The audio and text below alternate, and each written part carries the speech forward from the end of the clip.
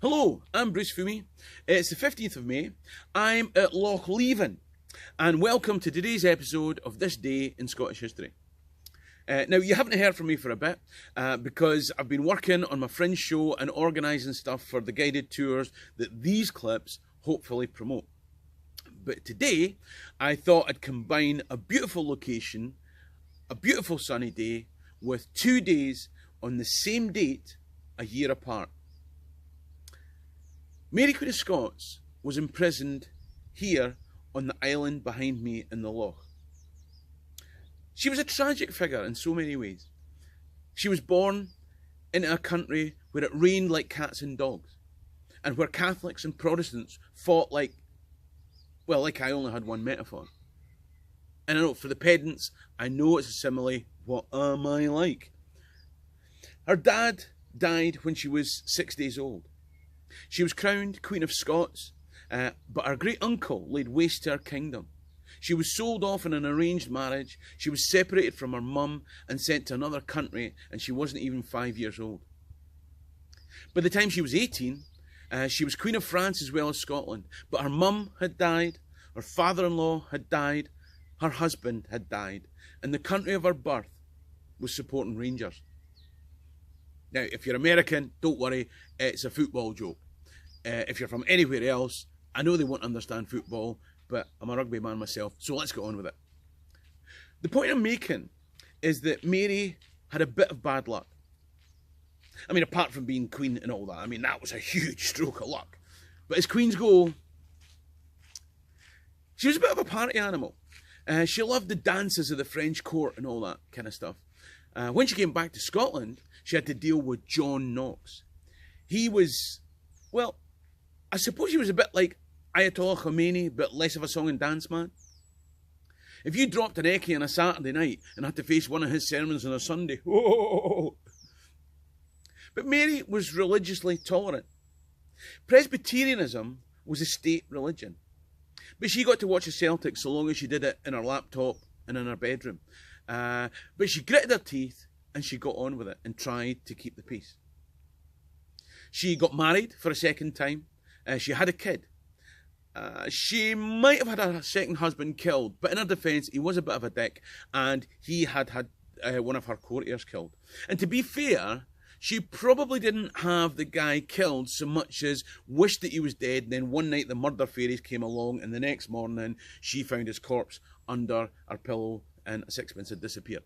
I'm just saying, she was a bit unlucky. But the point I wanted to make today was that she did make two horrendous decisions that more than anything else defined her life. And she made them both on the same date in Scottish history. One was on the 15th of May, 1567. The other was on the 15th of May, 1568. She would have been about 25 years of age, and she'd been through some shit. But things were just about to get shittier. Because on this day in 1567, she said I do for a third time in a Protestant ceremony to a guy who had put her through a hashtag Me Too scenario and was probably the guy who killed her second husband. Can't you just smell the chloroform? This decision was mental. The dead husband thing already looked a bit dodgy, but it was kind of blowing over. Marry one of the key suspects, and it smells fishier than a Fraserburgh lass at a bird's eye processing plant. It was the smoking gun. So maybe an Arbroath lass. The point is that it lost her sympathy with the people, and an army came out against her to revenge her second husband. This decision was what led to her being imprisoned on the island behind me and forced to abdicate. But within a year, she'd escaped, and along with those that still supported her, she'd taken on the Protestant lords in a disastrous battle from which she fled. And on this day, in 1568, she made the second disastrous decision in her life. Having fled, she was hiding out near Dumfries.